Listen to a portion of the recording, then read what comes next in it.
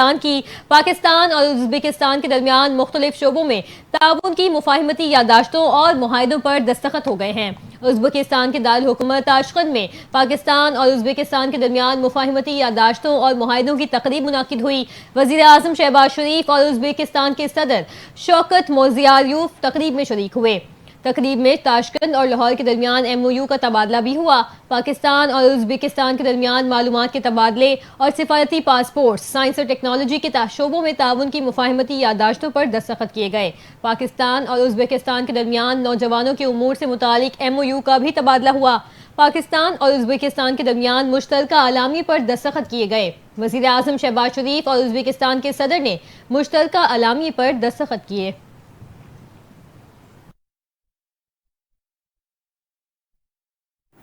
वज़ीर आज़म शहबाज शरीफ और उज़्बेकिस्तान के सदर ने मुश्तरका प्रेस कॉन्फ्रेंस की। सदर उज़्बेकिस्तान ने कहा कि वज़ीर आज़म शहबाज शरीफ को खुशामदीद कहते हैं। दोनों ममालिक के दरमियान मुफीद गुफ्तगू हुई। रोशन मुस्तकबिल के लिए दोनों मुल्कों की गुफ्तगू और मुआहिदे अहम है। उज़्बेक सदर ने मजीद कहा कि मुश्तरका राह अमल और मवाक़े से फ़ायदा उठाया जाएगा। खुशहाल मुस्तकबिल के लिए नेक तमन्नाओं का इजहार करता हूँ। दोनों मुल्कों के ताल्लुकात में वक्त गुजरने के साथ इजाफा हो रहा है। बाकायदा परवाज़ें दोनों मुल्कों के लिए फ़ायदेमंद है। वज़ीर आज़म शहबाज शरीफ ने कहा कि दौरा उज़्बेकिस्तान के दौरान मेज़बानी पर मशकूर हूँ। पाकिस्तान और उज़्बेकिस्तान के दरमियान मजबूत रवाबित कायम है। पाकिस्तान और उज़्बेकिस्तान के ताल्लुकात की तवील तारीख है। दोनों मुल्कों के ताल्लुकात दुरुस्त समत में आगे बढ़ रहे हैं। शहबाज शरीफ ने कहा कि सरमायाकारी और तजुर्बात में इजाफा होगा और दोनों मुल्कों में मुफाद कायम है। उज़्बेकिस्तान पाकिस्तान का काबिल एतमाद शराकतदार है। दोनों ममालिक की खुशहाली और तरक्की हमारा मुश्तरका अज़्म है। पाकिस्तान और उज़्बेकिस्तान के दरमियान मजबूत रवाबित कायम है। अब आपको बताएं कि लाहौर कज़ाफ़ी स्टेडियम में ICC चैंपियंस ट्रॉफी में सेमीफाइनल की दौड़ जारी है। अफगानिस्तान की इंग्लैंड के खिलाफ बैटिंग जारी है। अफगान टीम मुश्किलात का शिकार है। अफगानिस्तान की टीम 10 ओवर्स में सिर्फ 39 रन बना सकी। अफगान कप्तान ने इंग्लैंड के खिलाफ टॉस जीतकर पहले बैटिंग का फैसला किया। टॉस के बाद की गुफ्तगू में कप्तान हशमतुल्ला का कहना था कि दूसरी इनिंग्स में पिच स्लो हो जाती है, जिससे हमारे स्पिनर्स को मदद मिलेगी। दूसरी जानिब इंग्लैंड के कप्तान जोस बटलर ने कहा कि विकेट बहुत अच्छी लग रही है, अच्छा खेल खेलकर मैच जीतने की कोशिश करेंगे। इंग्लिश टीम के कप्तान ने बताया कि इंग्लिश की टीम में एक तब्दीली की गई है। ब्राइडन कॉर्स की जगह जेमी ऑर्टन को टीम में शामिल कर लिया गया है।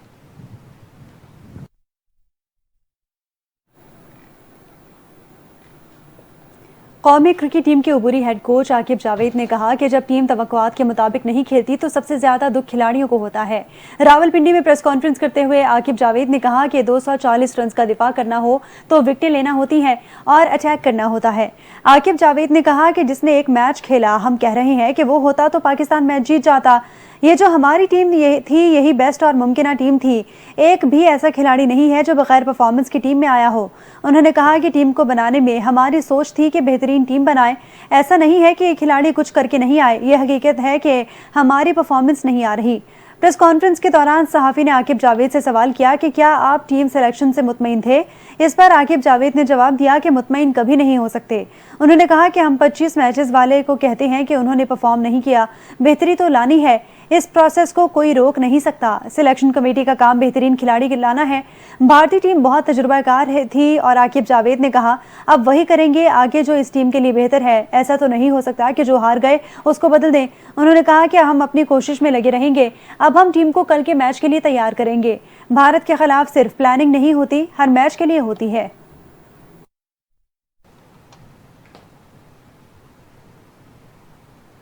अहम खबर से आगाह करेंगे। सुप्रीम कोर्ट में फौजी अदालतों में सिविलियंस के ट्रायल के खिलाफ इंट्रा कोर्ट अपील पर समाअत के दौरान जस्टिस जमाल मंदुखेल ने नमाज दिए कि 5 जजेस मुत्तफिक थे कि सिविलियंस का खुसूसी ट्रायल नहीं हो सकता। जस्टिस मोहम्मद अली मजहर ने कहा जजेस ने इजाफी नोट नहीं बल्कि फैसले लिखे थे। जस्टिस मंसूर अली शाह ने माजी से अपील का हक दुरुस्त करार दिया था। मैंने इख्तलाफ किया, माजी से अपील का हक मिल जाता तो 1973 से अपीलें आना शुरू हो जाती। दौरान समाअत फैसल सिद्दीकी एडवोकेट ने दलाइल देते हुए कहा कि खुसूसी अदालतों के खिलाफ 5 रुकनी बेंच का एक नहीं 3 फैसले हैं। जस्टिस आयशा मलिक और जस्टिस मुनीब अख्तर और जस्टिस याह्या आफरीदी ने फैसले लिखे। तमाम जजेस का एक दूसरे के फैसले से इत्तेफाक था। जजेस के फैसले यकसा और वजूहात मुख्तलिफ हों तो तमाम वजूहात फैसले का हिस्सा तस्वुर की जाती हैं। जस्टिस मोहम्मद अली मजहर ने कहा कि जजेस ने इजाफी नोट नहीं बल्कि फैसले लिखे थे। जस्टिस जमाल खान मंदुखेल ने कहा कि तमाम 5 जजेस मुत्तफिक थे कि सिविलियंस का खुसूसी ट्रायल नहीं हो सकता। फैसल सिद्दीकी ने कहा कि उजैर भंडारी ने इंट्रा कोर्ट अपील का दायरा इख्तियार महदूद होने का मौक़िफ़ अपनाया। उजैर भंडारी के मौक़िफ़ से इत्तफाक नहीं करता। उजैर भंडारी का इन्हिसार प्रैक्टिस एंड प्रोसीजर केस में जस्टिस मंसूर अली शाह के नोट पर था।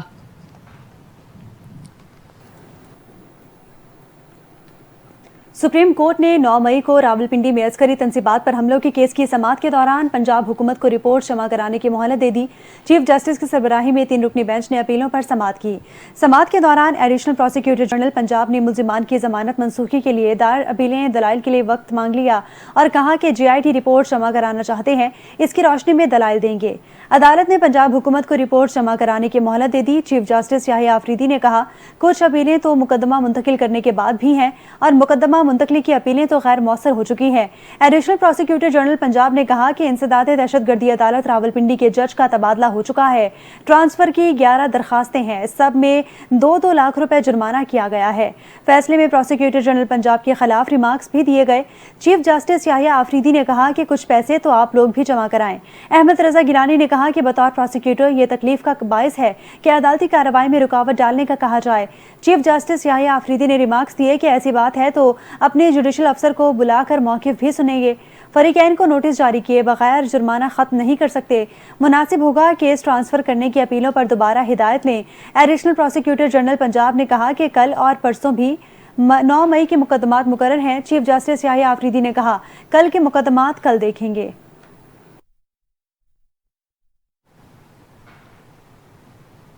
दूसरी जानिब लाहौर हाई कोर्ट ने पिका एक्ट में तरमीम के खिलाफ दरखास्त पर वफाकी हुकूमत और दीगर हुकाम को नोटिस जारी करके जवाब तलब कर लिया है। दरखास्त में मौक़िफ़ अपनाया गया कि पिका बिल मुतल्लिका स्टेक होल्डर्स और सहाफ़ती तंजीमों की मुशावरत के बगैर लाया गया।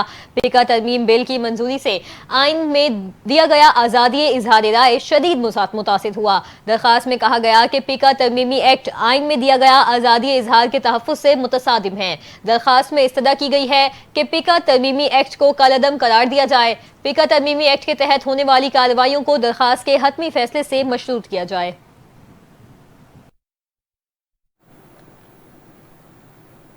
कराची के इराकी डिफेंस में अगवा के बाद कत्ल होने वाले मुस्तफ़ा आमिर कत्ल केस के मुल्जिम अरमा खान के खिलाफ दर्ज मनशियात के 2 में से एक मुकदमे का 6 साल बाद चालान पेश कर दिया गया। अदालत ने मुल्जिम को 18 मार्च को बजरिए वीडियो लिंक पेश करने का हुक्म दे दिया। इम्तना मनशियात अदालत में मुल्जिमान अरमा खान के खिलाफ मुकदमात की समाअत हुई। समाअत के दौरान बताया गया कि 30 अप्रैल 2019 को गैर मुल्की कुरियर से अरमा खान के नाम पर एक पार्सल पाकिस्तान पोस्ट आया और पार्सल को मशकूक समझकर खोला गया तो 125 ग्राम वीड बरामद हुई। चालान में मजीद बताया गया कि पार्सल अरमा खान के DHA फेज 6 के पते पर मंगवाया गया था।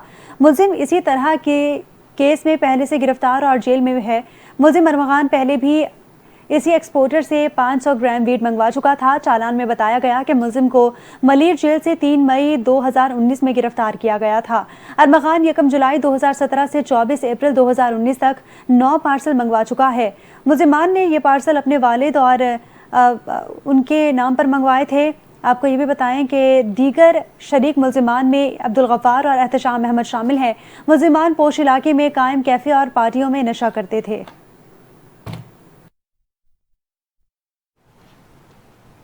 और इसी मामले पर मजीद बात करें, आपको बताएं कि इंसदाद दहशतगर्दी अदालत में मुस्तफ़ा आमिर कत्ल केस में अहम पेशरफ सामने आ गई है। मुल्जिम शहजाद हुसैन की इंटेरोगेशन रिपोर्ट को प्रोसिक्यूशन फाइल का हिस्सा बना दिया गया है। मुल्जिम ने इंटेरोगेशन रिपोर्ट में मुस्तफ़ा आमिर के कत्ल का एतराफ़ कर लिया।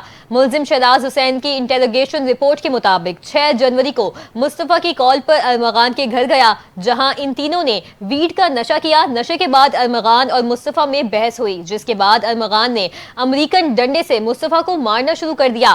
रिपोर्ट में मजीद कहा गया कि घुटनों और सर पर चोट की वजह से मुस्तफा जख्मी हुआ। फिर मुस्तफा को उसी की गाड़ी की डिग्गी में डालकर बलूचिस्तान ले गए, जहां अरमगान ने गाड़ी पर पेट्रोल छिड़क कर आग लगा दी। मुलजिम शराज ने एतराफ करते हुए कहा कि अरमगान के साथ मिलकर ये काम किया और जहां गाड़ी को जलाया उस मकाम की निशानदही भी करवा सकता हूं। रिपोर्ट में मजीद कहा गया कि मारपीट से मुस्तफा का खून निकला, जिसे अरमगान ने अपने मुलाजमीन से साफ करवाया था।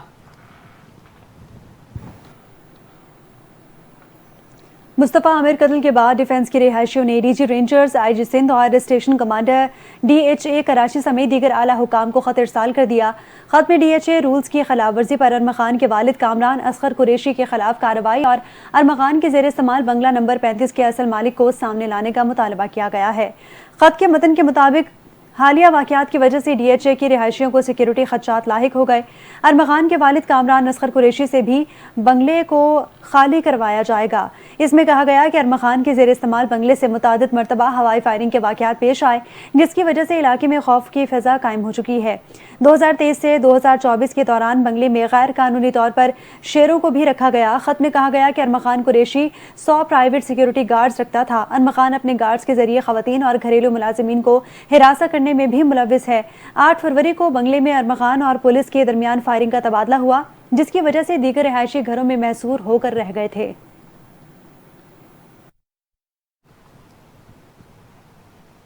और इसी मामले पर केस के बाद इलाका मकीनों की जानिब से पुलिस को खत लिखे जाने के बाद डीआईजी साउथ असद रजा का मौक़िफ़ भी सामने आ चुका है। डीआईजी साउथ असद रजा के मुताबिक 21 फरवरी को रिहायशियों का खत मौसूल हुआ। खत पर मजीद इकदाम शुरू कर दिए गए हैं। असद रजा ने कहा कि पुलिस दीगर इदारों की मदद से अरमगान के ज़ेर इस्तेमाल बंगले को खाली करवाएगी। डीएचए रूल्स की खिलाफ वर्जी पर मुतल्लिका इदारों से मुशावरत के बाद एक्शन लिया जाएगा।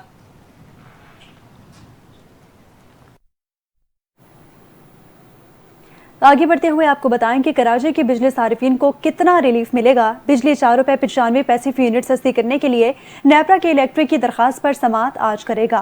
मंजूरी की सूरत में सारिफिन को 4 अरब 94 करोड़ रुपए का रिलीफ मिल सकता है।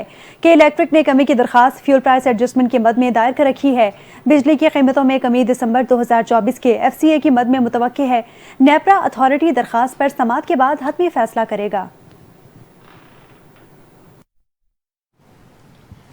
पाक बहरिया ने मश्क सी गार्ड के मौके पर खुसूसी दस्तावेजी फिल्म निगाहदारी जारी कर दी है। मैरीटाइम सेक्टर से मुतालिका कौमी इदारों में हम आहंगी की अहमियत को उजागर किया गया। मश्क सी गार्ड सिर्फ एक मश्क नहीं बल्कि GMICC में शामिल तमाम सरकारी और प्राइवेट इदारों पर बढ़ते हुए एतमाद की गवाही है।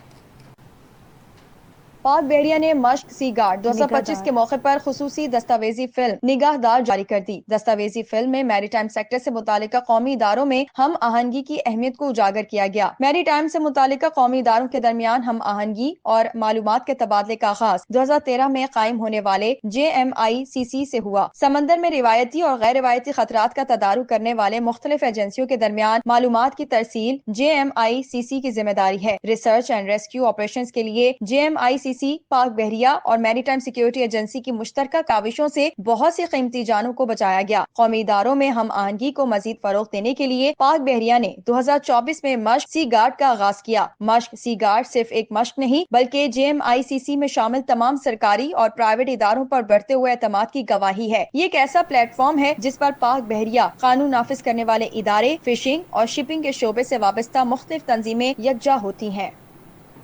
पीपल्स पार्टी के चेयरमैन बिलावल भुट्टो सरदारी ने कहा कि हम सियासी तौर पर किसी को भी निशाना बनाने के हामी नहीं हैं। बिलावल भुट्टो सरदारी ने कहा कि पाकिस्तान को मुख्तलिफ चैलेंजेस का सामना है। पीपल्स पार्टी जमहूरियत पर यकीन रखती है। पाकिस्तान में जमहूरियत मजबूत नहीं है। दीगर ममालिक को भी जमहूरियत से मुतालिक चैलेंज का सामना है। उन्होंने कहा कि पीपल्स पार्टी का मिसाक जमहूरियत में अहम किरदार था। हमने अपने दौर में अपोजिशन को मसरूफ रखा। उन्होंने कहा कि पीपल्स पार्टी अक्सरियत में नहीं है और ना ही वो फैसलों का निफाज कर सकती है। चेयरमैन पीपल्स पार्टी ने कहा, कौमी सियासत में ज़रूरत पड़ने पर पीपल्स पार्टी ने ही साथ दिया है। एहतसाब अदालत के नाम पर माजी में पीपल्स पार्टी को निशाना बनाया जाता रहा है। बानी PTI दौर में मेरी फुप्पो को गिरफ्तार किया गया और शहबाज शरीफ और दीगर सियासी लोग गिरफ्तार किए गए। उन्होंने कहा कि मसाइल के हल के लिए पीपल्स पार्टी मुज़ाकरात पर यकीन रखती है। मजीद कहा कि आसिफ अली जरदारी पहली बार सदर मुंतखब हुए तो कोई सियासी कैदी नहीं था।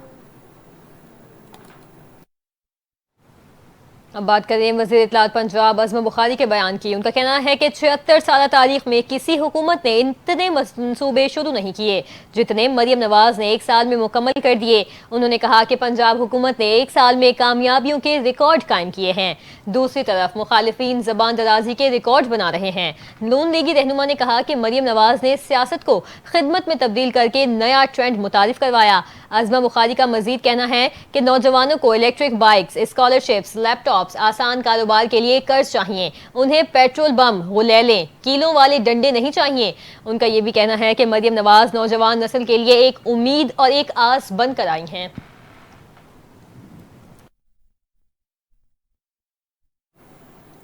कराची के ट्रांसपोर्ट निज़ाम की बेहतरी के लिए हुकूमत और सनतकारों में इत्तफाक हो गया। Business facilitation and coordination committee की ट्रांसपोर्ट सब कमेटी का इजलास सीनियर वजीर शर्जील इनाम मेमन की ज़ेर सदारत हुआ।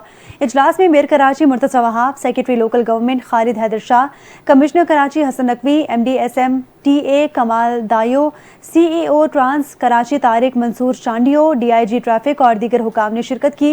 इजलास में मारूफ सनतकार आरिफ हबीब, काटी के सदर जुनेद नकी, दानिश दीवान और जुबैर छाया भी शामिल थे। DSM TA कमाल दायो ने मास ट्रांजिट सिस्टम पर तफसीली ब्रीफिंग दी और मुमकिन इकदाम पेश किए। इजलास में मोटर व्हीकल इंस्पेक्शन सिस्टम, मास ट्रांजिट इंफ्रास्ट्रक्चर की बेहतरी और कारोबारी ट्रांसपोर्ट से मुताल्लिक मसाइल पर गौर भी किया गया। सनतकारों ने हुकूमत सिंध की पब्लिक प्राइवेट पार्टनरशिप पॉलिसी को सराहते हुए कहा, यह एक काबिल तहसीन इकदाम है। मारूफ सनतकार आरिफ हबीब ने इम्पोर्टर्स और एक्सपोर्टर्स के मसाइल के हल के लिए हुकूमत और कारोबारी बरादरी में मजीद ताउन पर जोर दिया। जुबैर छाया ने इंफ्रास्ट्रक्चर के लिए सेस फंड्स की निगरानी और खुसूसी कमेटी बनाने की तजवीज़ दी, जबकि जुनेद नकी ने आवाम में ट्रैफिक और ट्रांसपोर्ट कवानीन की आगाही मुहिम चलाने पर जोर दिया। मेयर कराची मुर्तज़ा वहाब ने दो टोक मौक़िफ़ इख्तियार किया कि रियासत के रिट पर कोई समझौता नहीं होगा और ट्रांसपोर्ट कवानीन का सख्ती से निफाज यकीनी बनाया जाएगा। सीनियर वजीर शर्जील इनाम मेमन ने ऐलान किया कि एक माह के अंदर गैर कानूनी काबिज ट्रांसपोर्ट लैंड्स वागुजार कराए जाएँ ताकि बस टर्मिनल्स के मसाइल हल हो सके। उन्होंने मजीद बताया कि हुकूमत जल्द ही नई इलेक्ट्रिक व्हीकल पॉलिसी मुतारिफ कराने जा रही है, जिसमें गैर मुल्की कंपनियां सरमायाकारी में दिलचस्पी ले रही हैं। और अब खबर यह है कि हुकूमत ने डिजिटल करेंसी के रेगुलेटरी तकाज़ों, माली तहफ़्फ़ुज़, शफाफियत और पॉलिसी साजी के लिए नेशनल क्रिप्टो काउंसिल बनाने का फैसला कर लिया है। वज़ीर ख़जाना मोहम्मद औरंगज़ेब की ज़ेर सदारत डिजिटल करेंसी और असासों पर आला सतह इजलास मुनाकिद हुआ। इजलास में अमरीकी सदर ट्रंप के डिजिटल असासों के मुशीर, वज़ीर मुमलिकत IT, गवर्नर स्टेट बैंक और दीगर हुकाम ने शिरकत की है। इजलास के अलामी के मुताबिक हुकूमत की ब्लॉकचेन टेक्नोलॉजी को मालियाती शोबे में तरक्की के लिए बरोकार लाने के लिए मुख्तलिफ तजावीज़ का जायजा लिया जाएगा। टोकेनाइजेशन से सरमायाकारी के मौके बढ़ेंगे और कैपिटल मार्केट को फरोग मिलेगा। वज़ीर ख़जाना मोहम्मद औरंगज़ेब ने कहा कि पाकिस्तानी 20 मिलियन से ज़ायद मुतहरिक डिजिटल असासा सारिफीन को गैर ज़रूरी भारी फीसों का सामना है। वज़ीर ख़जाना ने डिजिटल कारोबार के फरोग और शिफाफ कानूनी फ्रेमवर्क की तश्कील पर जोर दिया। वज़ारत ख़जाना का कहना है कि रेगुलेटरी तकाज़ों, माली तहफ़्फ़ुज़ और शफाफियत को यकीनी बनाने के लिए जामे फ्रेमवर्क तैयार किया गया है। हुकूमत नेशनल क्रिप्टो काउंसिल के क़याम पर गौर करेगी, जो पॉलिसी साजी और ज़ाब्ता साजी में मुआवनत फराहम करेगा। अलामी में यह भी कहा गया कि नेशनल क्रिप्टो काउंसिल हुकूमती इदारों, रेगुलेटरी अथॉरिटीज़ और इंडस्ट्री माहिरीन पर मुश्तमिल होगी। क्रिप्टो काउंसिल आलमी मयार के ज़वाबित और बैनुल-अक़वामी डिजिटल मईशत के मुताबिक बनाने की तजवीज़ देगी। डिजिटल असासों पर कौमी मफादात, FATF गाइडलाइंस और आलमी मालियाती असूलों के मुताबिक पॉलिसी मुरतब की जाएगी।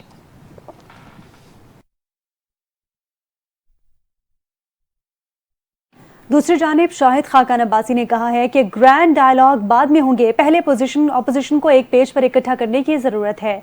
पिछले एक साल में हुकूमत और अपोजिशन दोनों ने काम नहीं किया। 26वीं तरमीम इतनी ही अच्छी है तो रात के अंधेरे में क्यों लाई गई?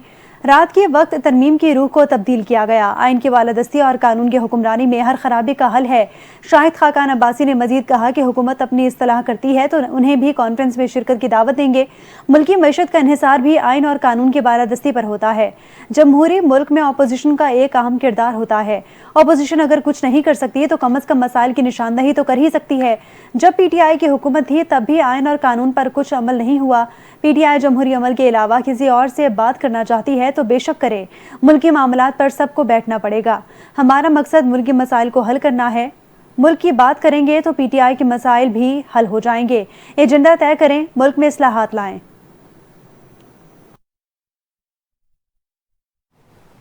मरकजी ज़रूरत हिलाल कमेटी के चेयरमैन मौलाना अब्दुल खबीर आज़ाद ने कौम को नवीद सुनाई कि मुल्क भर में एक ही रोज़ फर्जंदान इस्लाम रोज़ा रखेंगे। चेयरमैन ज़रूरत हिलाल कमेटी ने कहा कि रमज़ान मुबारक का चांद देखने के लिए पेशावर में इजलास होगा। मुल्क भर में एक ही रोज़ रमज़ान मुबारक के आगाज़ की तैयारियां की जा रही हैं।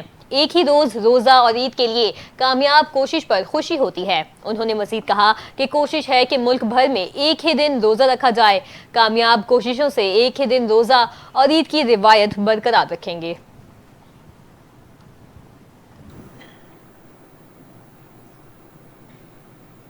सऊदी अरब और ओमान समेत 7 मुल्कों से 48 घंटों में मजीद 60 पाकिस्तानियों को बेदखल कर दिया गया। इमिग्रेशन ज़राए के मुताबिक सऊदी अरब से ब्लैक लिस्ट 7 ज़ायदुल मयाद क़याम पर 3 और कॉन्ट्रैक्ट की खिलाफ वर्जी पर 12 पाकिस्तानियों को बेदखल किया गया। इमिग्रेशन ज़राए के मुताबिक ओमान पहुँचने वाले 4 पाकिस्तानियों को अखराजात की रकम कम होने पर वापस भेज दिया गया है, जबकि इराक में ज़ायदुल क़याम और पासपोर्ट गुम होने पर 9 पाकिस्तानी बेदखल कर दिए गए।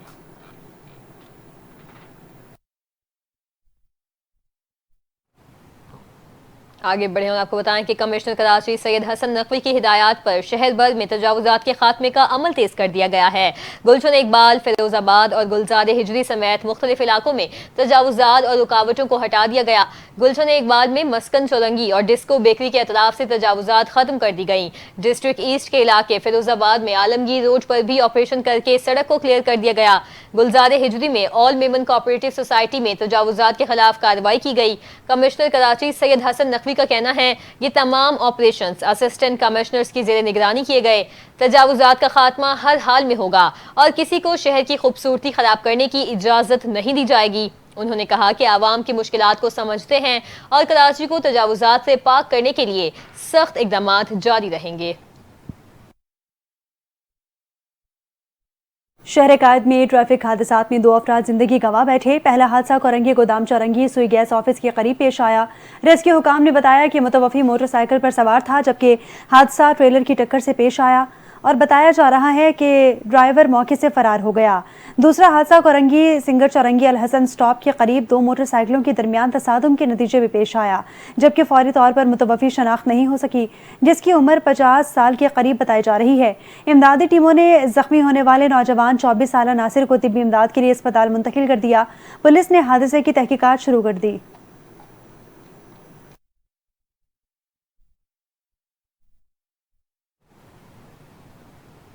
मुल्क भर में बारिशों का धुआंधार स्पेल, बर्फबारी भी वक्फे वक्फे से जारी। मौसम खुशगवार, सर्दी की शिद्दत में इजाफा हो चुका है। हादसात में बहन भाई समेत 8 अफराद जाँ बहक हो चुके हैं।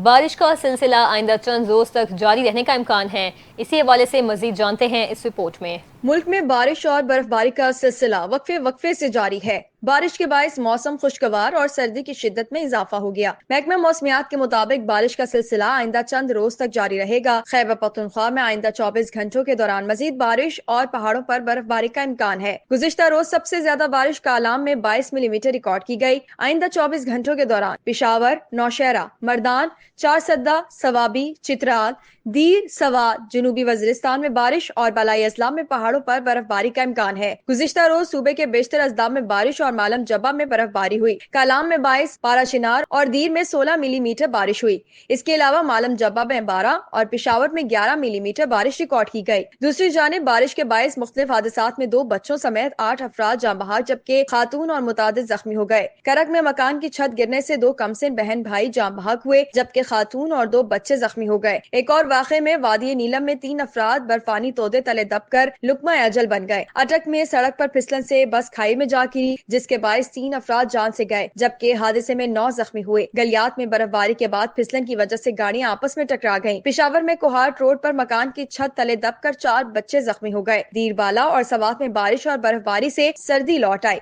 मालम जब्बा, कालाम और माहूडंड में बर्फबारी से हर सू सफेदी छा गई। बलोचिस्तान में भी खूब बारिश बरसी। चमन में आंधी से घरों की दीवारें और बिजली के टावर गिर गए। पंजाब के शहरों शेखुपुरा, फारूकाबाद और दीगर इलाकों में बारिश से जलथल एक हो गया। और अब आपको बताएं कि ऑस्ट्रेलियाई fast bowler PAT Cummins Bharat के एक ही वेन्यू पर मैच रखने के आईसीसी के फैसले पर फट पड़े। ऑस्ट्रेलियाई फास्ट बॉलर ने कड़ी तनकीद करते हुए कहा, चैंपियंस ट्रॉफी में भारतीय टीम को फायदा ही फायदा है। एक ही वेन्यू पर खेलने की वजह से भारत की टीम को टूर्नामेंट में बड़ा फायदा मिल रहा है। वाज़ेह रहे कि भारत क्रिकेट टीम के पाकिस्तान में न आने की वजह से भारत अपने मैचेस दुबई में खेल रहा है।